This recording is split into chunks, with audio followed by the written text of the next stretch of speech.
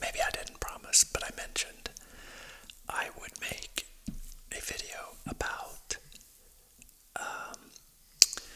sayings and their origins.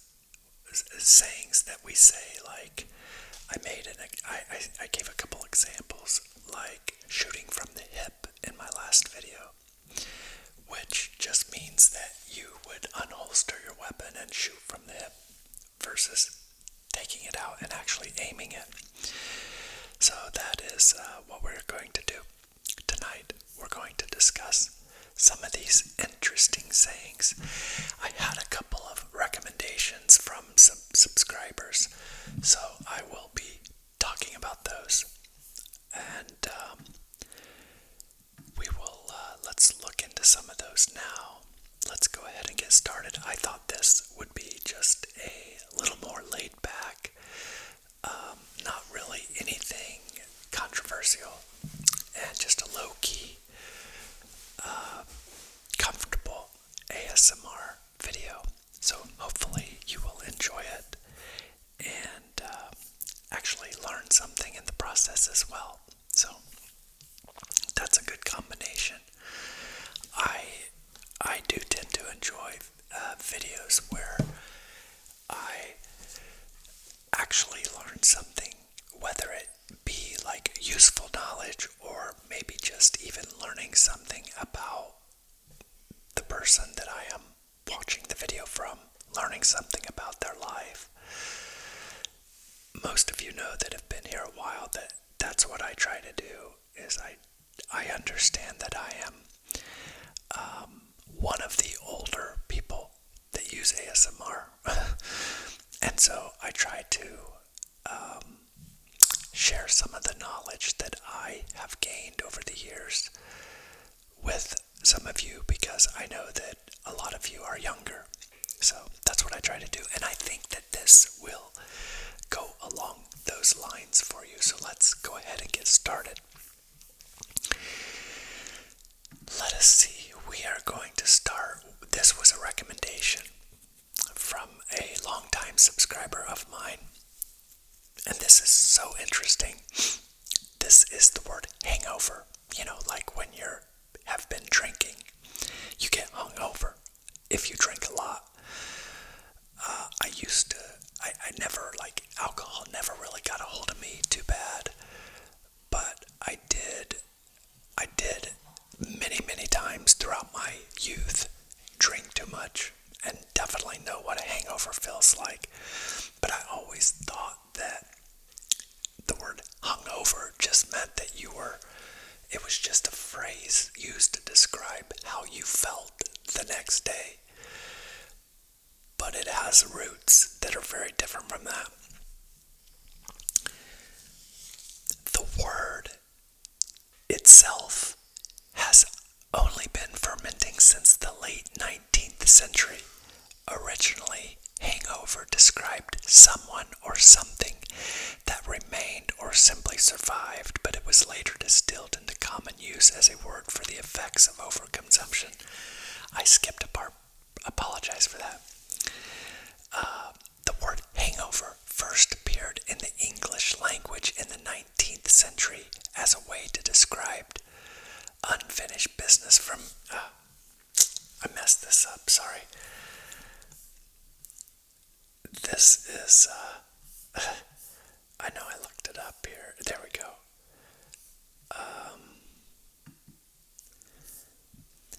The word hungover is derived from the practice of drunken sailors sleeping on ropes. So what they would do, it was the cheapest way to sleep.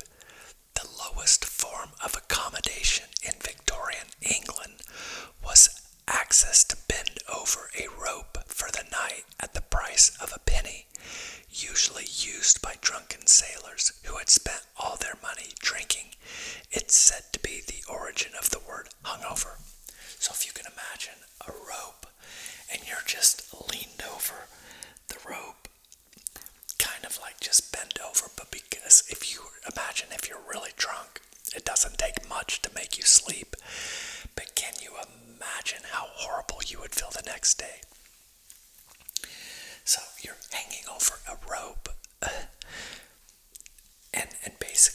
hotels of the day would have rooms that would charge normal money, but the rope was lined up, and if you look it up, you can see a picture of several people just hung over the rope. It's crazy. Yeah, I never knew it. Now, I also see that Snopes says on a fact checker that that's not true, but the picture appears to show that. And I don't know, it seems to make sense to me that that's what the word is. So, I believe it. Let's go into some other phrases that you may have heard before. Number one, to turn a blind eye. The phrase turn a blind eye, often used to refer to a willful refusal to acknowledge a particular reality. It dates back to a legendary chapter in the career of a British naval hero, Horatio Nelson. During 1801's Battle of Copenhagen, Nelson's ships were pitted against a large Danish-Norwegian fleet when his more conservative superior officer flagged for him to withdraw. The one-eyed Nelson supposedly brought his telescope to his bad eye and blithely proclaimed, "I really do not see the signal." He went on to score a decisive victory. Some historians have since dismissed Nelson's famous quip as merely a battlefield myth, but the phrase turn a blind eye persists to this day. So he's blind in one eye. He looks through this. It makes sense. Number two, white elephant. White elephants were once considered highly sacred creatures in Thailand. The animal even graced the national flag until 1917. But they were also wielded as a subtle form of punishment. According to legend, if an underling or rival angered a Siamese king, the royal might present the unfortunate man with the gift of a white elephant. While ostensibly a reward, the creatures were tremendously expensive to feed and house, and caring for one often drove the recipient into financial ruin. Whether any specific rulers actually bestowed such a passive-aggressive gift is uncertain, but the term has since come to refer to any burdensome possession, pachyderm or otherwise. I can't really think of any good examples, but if you can imagine giving somebody a gift that costs a lot of money, I suppose I can think of a good example is that I've heard on game shows. Like if you win a prize in a game show, you actually have to pay the tax on the value, because let's say you won a $50,000 car on a game show, and like I live in Indiana, the tax here is 7%, and so you would have to pay $3,500 to be able to own that car. Now, it would be well worth it to do it, even if you were going to sell it, but I'm sure there have been some people win the car or win a prize that were unable to pay the tax to actually keep it or get it. So that might be a white elephant example. Number three, modern English. Crocodile tears is number three. Crocodile tears. Modern English speakers use the phrase crocodile tears to describe a display of superficial or false sorrow. But the saying actually derives from a medieval belief that crocodiles shed tears of sadness while they killed and consumed their prey. The myth dates back as far as the 14th century and comes from a book called The Travels of Sir John Mandeville. Wildly popular upon its release, the tome recounts a brave knight's adventures during his supposed travels through Asia. Among its many fabrications, the book includes a description of crocodiles that notes, "These serpents slay men and eat them weeping, and they have no tongue." While factually inaccurate, Mandeville's account of weeping reptiles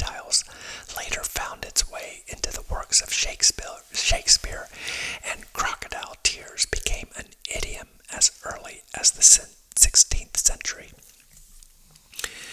I have heard the term. I like to watch true crime shows, and I have heard a lot of detectives use the term when they're interrogating a suspect, and the suspect pretends to cry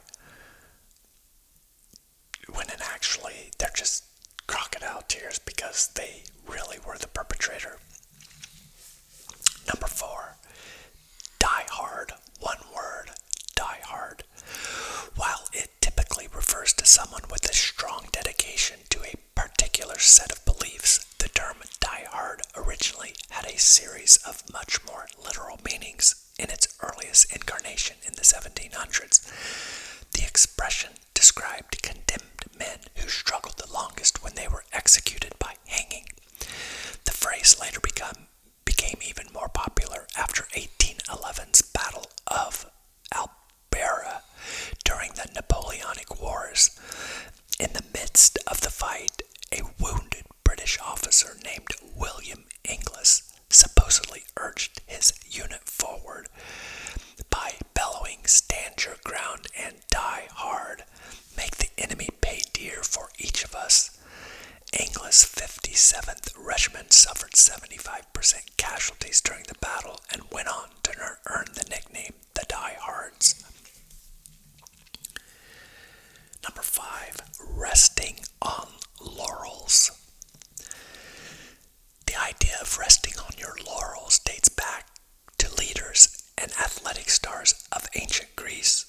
In Hellenic times, laurel leaves were closely tied to Apollo, the god of music, prophecy, and poetry. Apollo was usually depicted with a crown of laurel leaves, and the plant eventually became a symbol of status and achievement.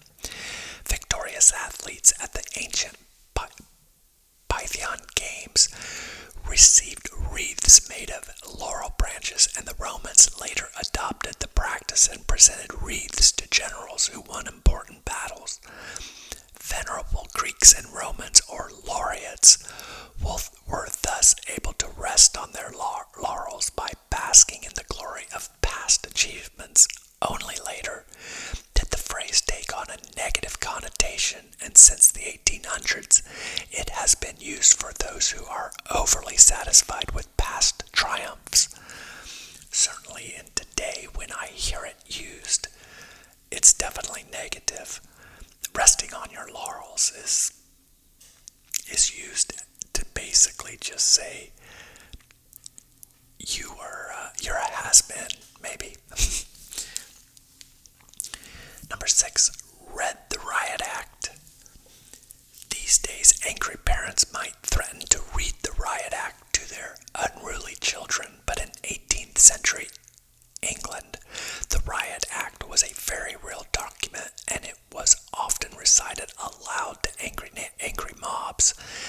Instituted in 1715, the Riot Act gave the British government the authority to label any group of more than 12 people a threat to the peace.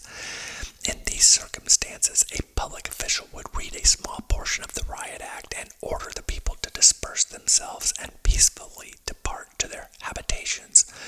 Anyone that remained after 1 hour was subject to arrest or removal by force. The law was later put to the test in 1819 during the infamous Peterloo massacre, in which a cavalry unit attacked a large group of protesters after they appeared to ignore a reading of the Riot Act. That's pretty interesting. I don't think I've ever used the term, but I've certainly heard it used. Number 7, paint the town red. The phrase paint the town red most likely owes its origin to one legendary night of drunkenness. In 1837, the Marquis of Waterford, a known lush and mischief maker, led a group of friends on a night of drinking through the English town of Melton Mowbray. The bender culminated in vandalism after Waterford and his fellow revelers knocked over flower pots, pulled knockers off doors, and broke the windows of some of the town's buildings. To top it all off, the mob literally painted a toll gate, the doors of several homes, and a swan statue with red paint. pranksters later compensated Melton for the damages, but their drunken escapade is likely the reason that Paint the Town Red became shorthand for a wild night out. Still, yet another theory suggests the phrase was actually born of the brothels of the American West and referred to men behaving as though their whole town were a red light district.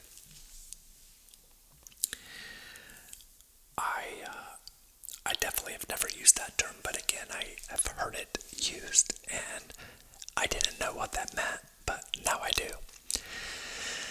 Number 8, running amok is commonly used to describe wild or erratic behavior, but the phrase actually began its life as a medical term.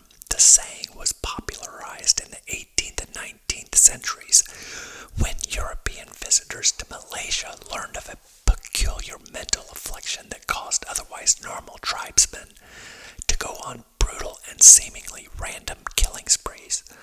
Amok derived from the Amuko, a band of Javanese and Malay warriors who were known for their penchant for indiscriminate violence, was initially a source of morbid fascination for Westerners. Writing in 1772, the famed explorer Captain James Cook noted that to run amok is to sally forth from the house, kill the person or persons supposed to have injured the amok, and any other person that attempts to impede his passage. Once thought to be the result of possession by evil spirits, the phenomenon later found its way into psychiatric manuals. It remains a diagnosable mental condition to this day. Amok, A-M-O-K. I don't use that term either. By and large, number 9, by and large. Many everyday phrases are nautical in origin. Taken aback, loose cannon, and high and dry all originated at sea. But perhaps the most surprising example is the common saying, by and large. As far back as the 16th century, the word large was used to mean that a ship was sailing with the wind at its back. Meanwhile, the much less desirable by or full and by meant the vessel was traveling into the wind. Thus, for mariners, by and large referred to trawling the seas in any and all directions relative to the wind. Today, sailors and landlubbers alike now use the phrase as a synonym for all things considered, or for the most part. I'm sure I've used that phrase, but it's not very common in my vocabulary. Number 10, the third degree. There are several tales about the origin of the third degree, a saying commonly used for long or arduous interrogation.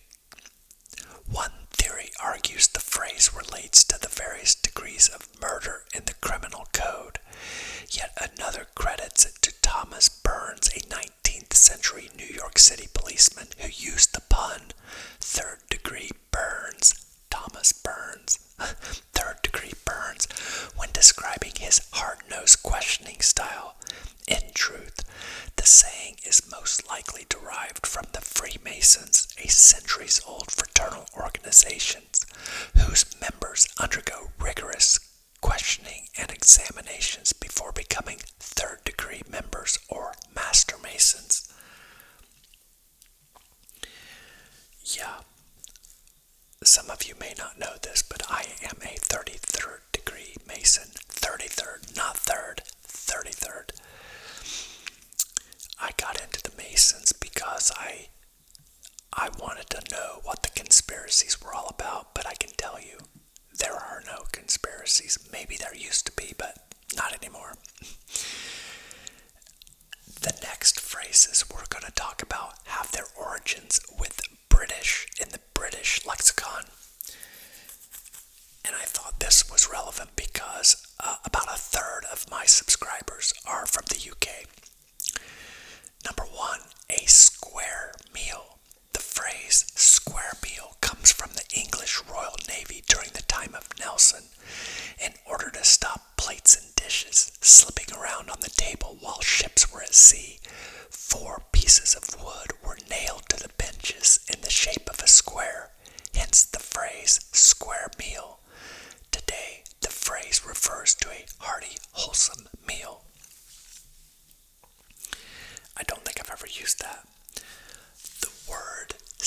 sincere.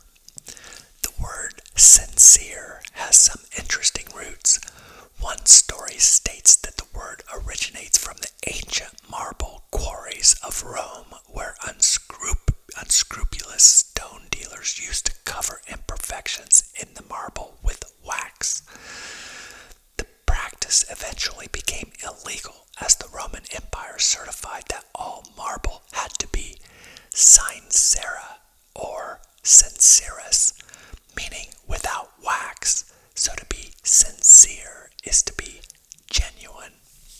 That's interesting.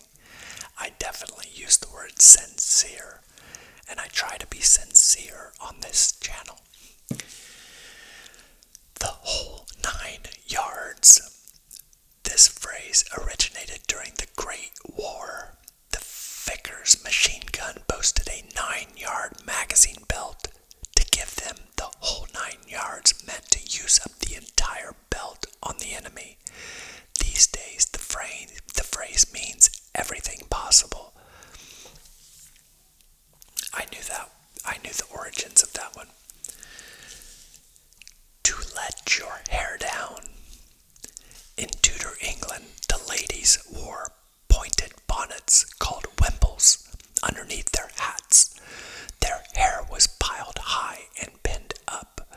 Naturally, in the bedchamber, caps and hats, as well as other garments, were removed.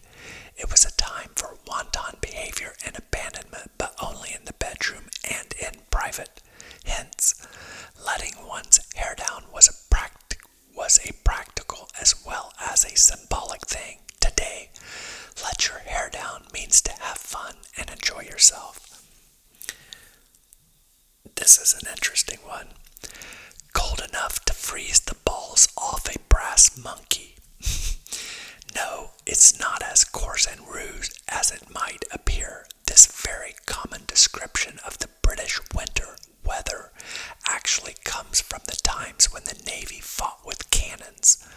To prevent the cannonballs from rolling around the ship, they were welded to a small stable upright called a brass monkey.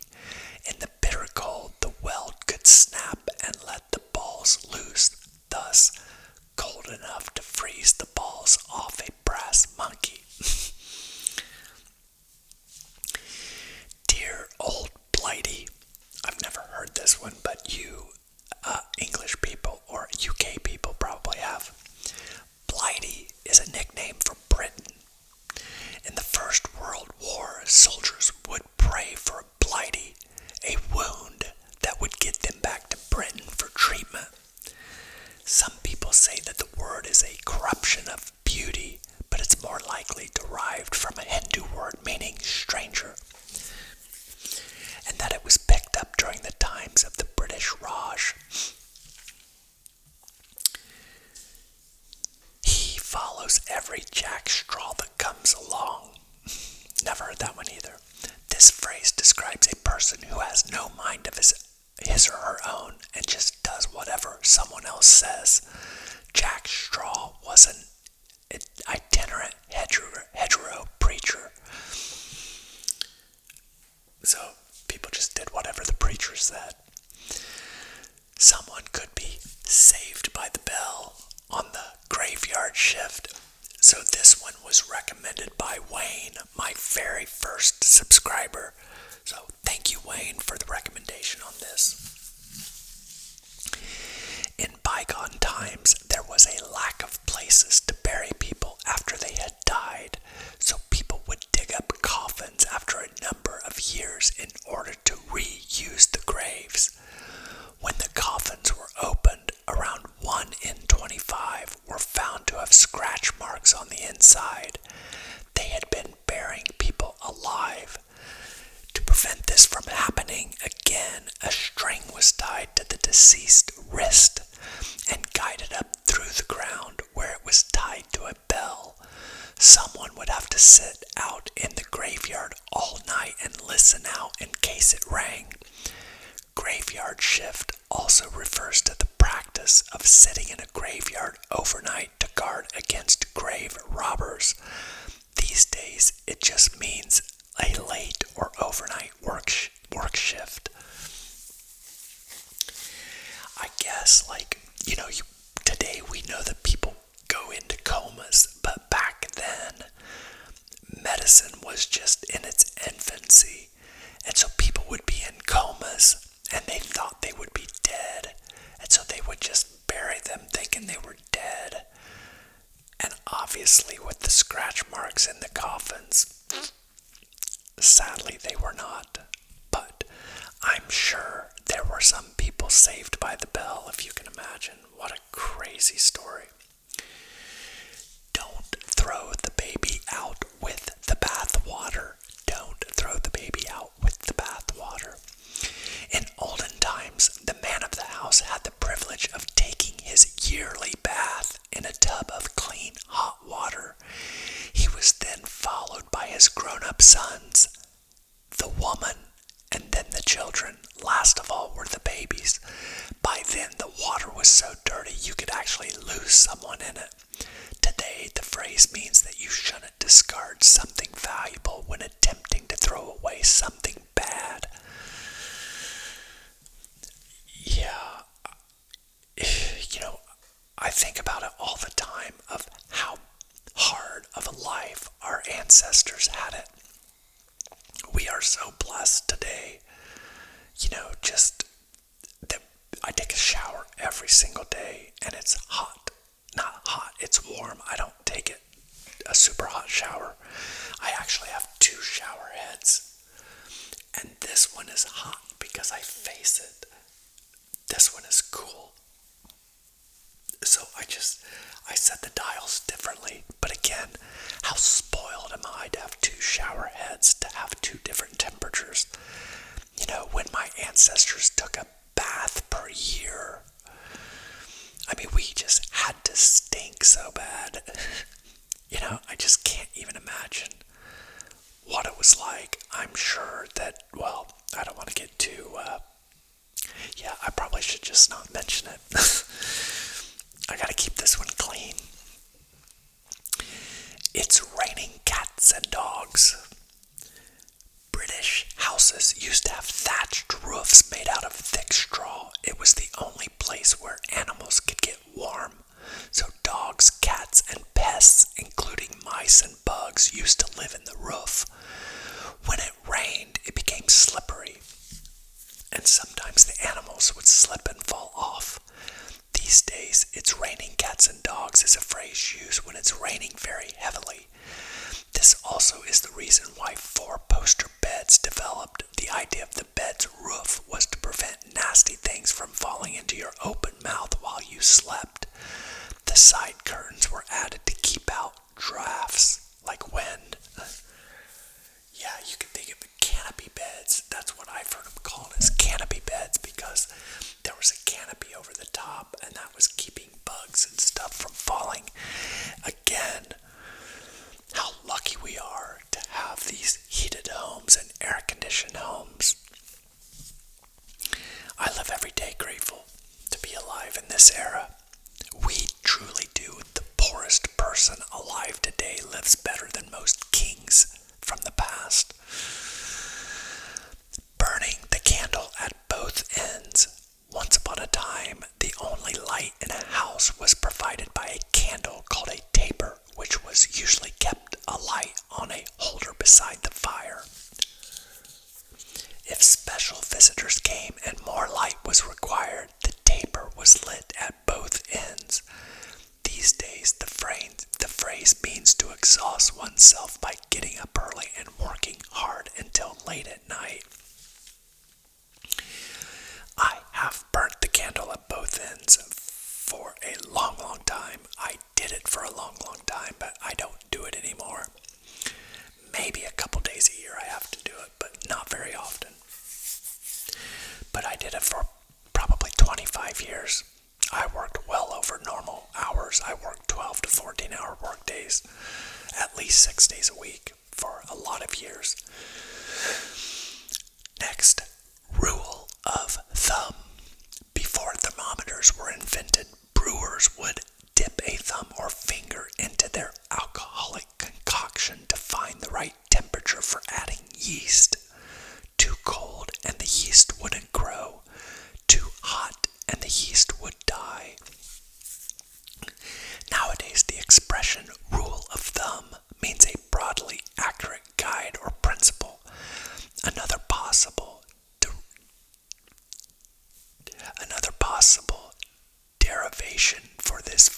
phrase comes from an ancient custom whereby men were permitted to beat their wives, but only with a stick no thicker than their thumb. This is also where the phrase "to have someone under your thumb" comes from.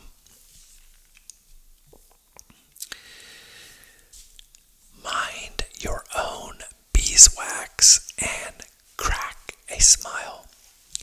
Our ancestors' personal hygiene left much room for improvement. As a result, many people developed acne scars by adulthood.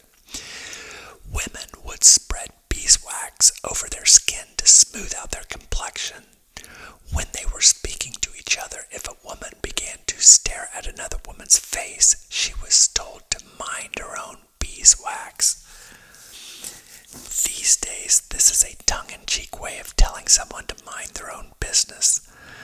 The wax smoothing practice also led to the phrase "crack a smile." When a woman with beeswax on her face smiled, the wax would sometimes crack.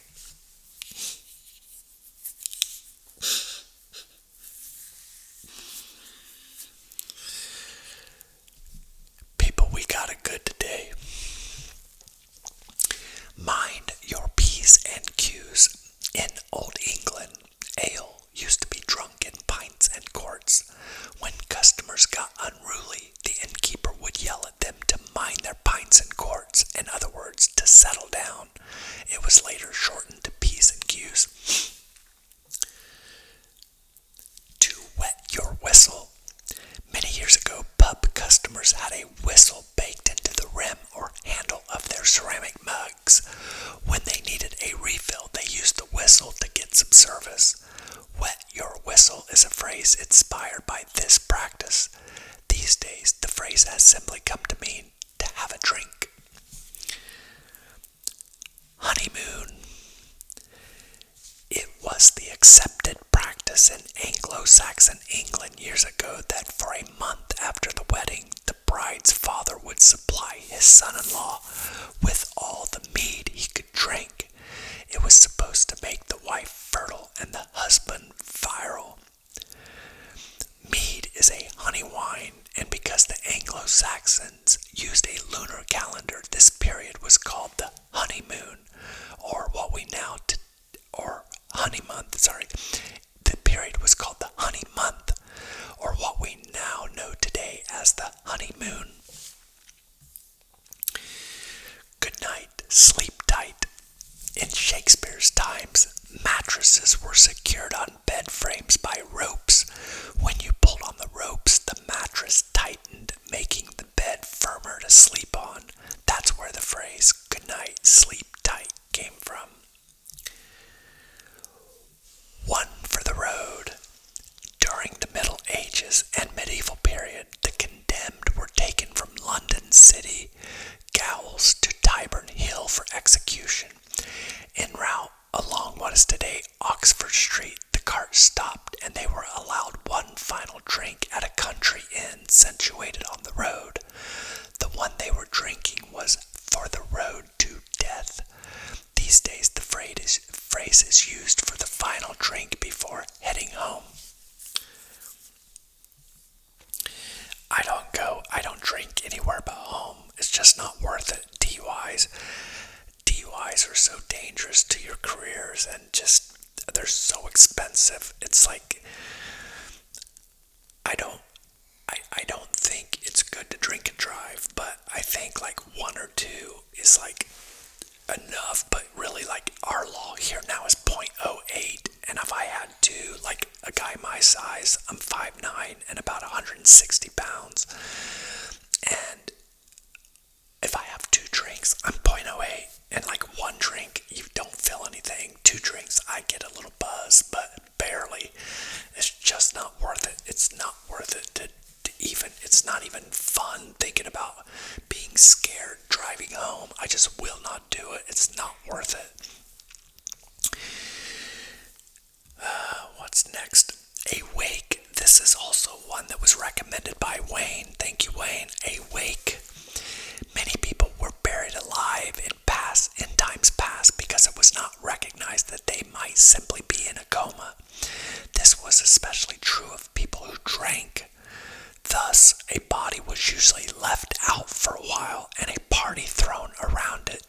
just to make sure the corpse didn't wake up. Okay, what's next? What's next? Okay, bite the bullet. This is another one that should make you grateful to be in this era. Bite the bullet, to accept something difficult or unpleasant.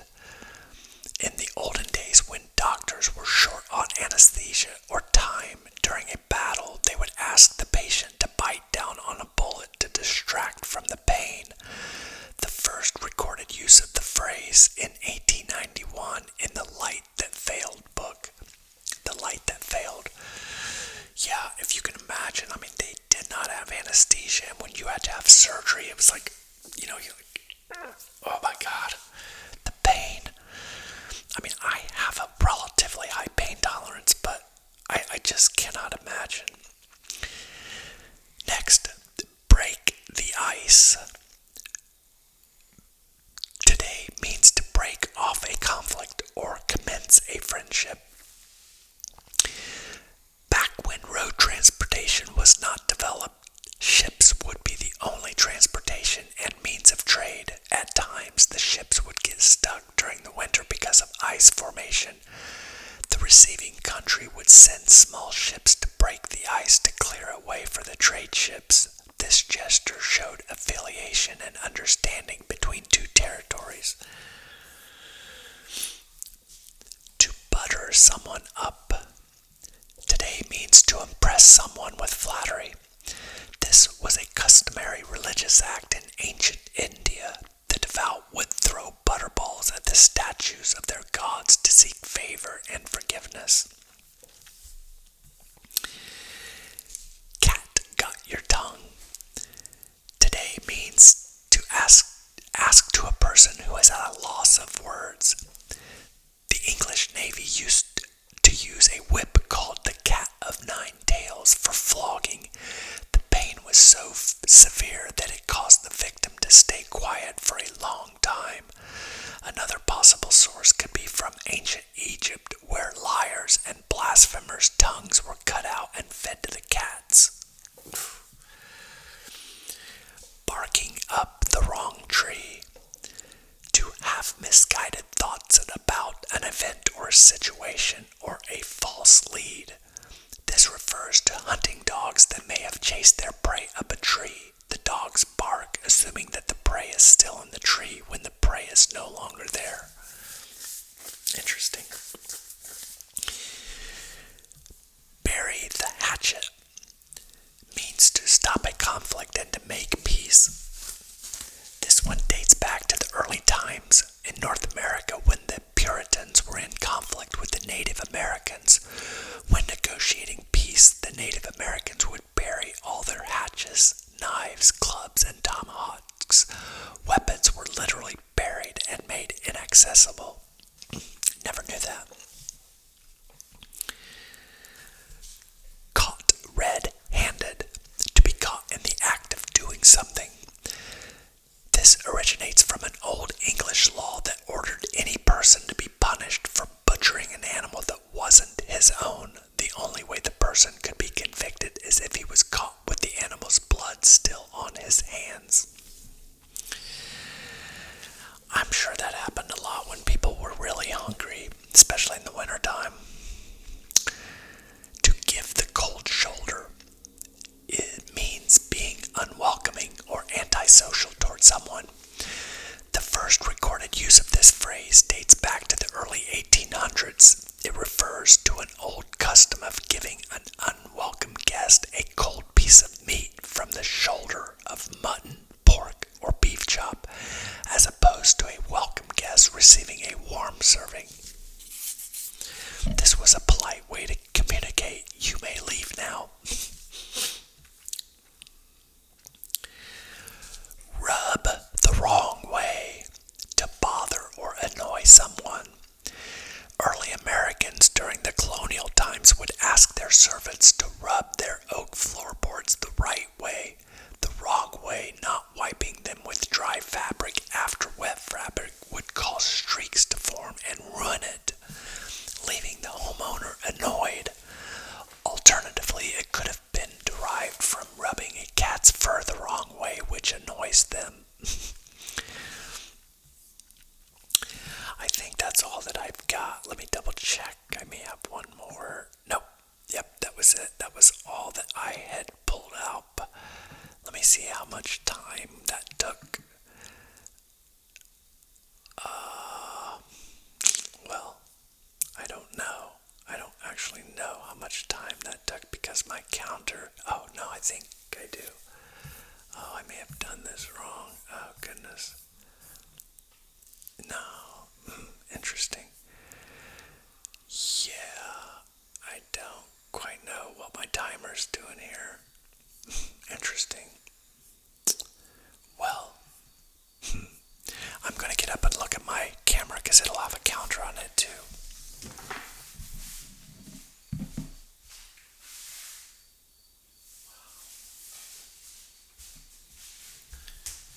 Wow, okay, my counter is right. I just didn't realize it was 43 minutes. Good Lord. That's a lot. That took a lot longer than I thought. Well, congratulations to those that like longer videos. This one took a while. I hope you found some of these interesting. I know I did. I love the origin of words. I told you my favorite one in my last video, which was piss poor and don't have a pot to piss in. Those were just fascinating. If you don't know, I'm not going to tell you. You have to go watch the video before this one.